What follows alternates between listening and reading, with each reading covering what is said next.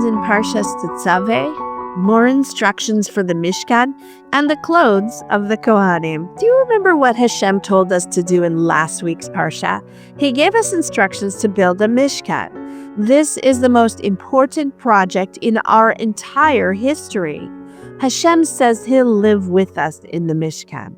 Moshe asks Bnei Israel for gifts to build the Mishkan. He asks for gold, silver, copper, wool, fabric, jewels, and oil. As we read, the gifts come from everybody, not just rich people or the leaders, but they still won't put the Mishkan together for almost a year. That's because Bnei Israel have a lot to learn still. Before the Mishkan is built, Hashem chooses one group to be its leaders, the Kohanim. The most important Kohen is the Kohen Gadol. An ordinary Kohen was called the Kohen Hedyot.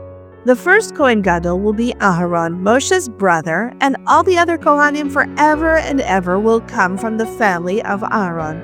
Even today, many people know their families are Kohanim, and those people are all Aharon's great, many more greats, grandchildren. Hashem tells all the Kohanim to dress the same way. Have you ever seen people wearing a uniform? Maybe they were police, firefighters, kids going to school. Can you think of any other times people wear a uniform? All those people wear uniforms when they're doing their jobs. A uniform tells everybody right away what job they do, and it shows that they're proud and trying to do a good job. Even a school uniform. School is a student's job, and students should be proud of their schools. To show how proud they are of their important job, every Kohen, even the Kohen Gadol, wears 4 kinds of clothing. Michnasayim, pants, to go under all their clothes. Kesones, the tunic, a long shirt worn over the pants. Avned, a belt long enough to wrap around the kesones and tie it tight. And a migba'at, a hat, a tall hat made from a long strip of fabric. If you've ever seen a person from India wearing a turban, it was sort of like that. The Kohen Gadol has a different hat called the mitznefes. This is the same fabric strip, but it was wrapped around his head in a bun shape. Because he is the most important Kohen, he has to look different from all the other Kohanim with 4 extra parts to his clothing. The me'il, the robe, a blue robe that went over the kesones with bells and pomegranates around the hem.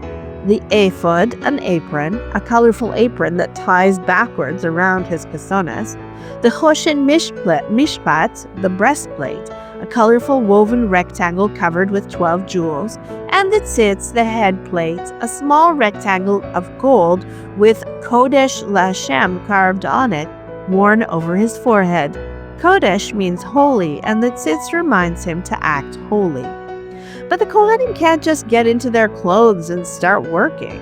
First, Hashem says, get the Mishkan ready. Then Moshe will put oil on Aaron's head and all the other Kohanim. Then they'll finish getting ready by bringing their own korbanos for 7 days. Staying close to Hashem keeps our neshama healthy.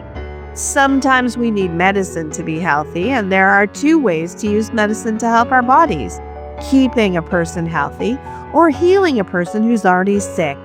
Each kind of medicine must be used the right way, or it won't work.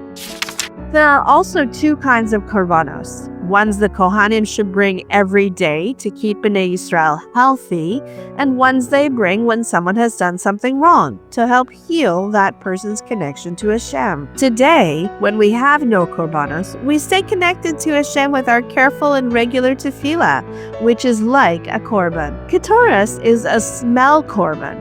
In English, it's called incense, burned on a small gold mizbeach that we just learned about in this week's parsha. Why wasn't it in last week's parsha with the big copper mizbeach? Ketoras burns right away with a sweet scent Hashem loves. Separating it from the other parts of the Mishkan reminds us to pay attention to the sweet, wonderful parts of being Jewish.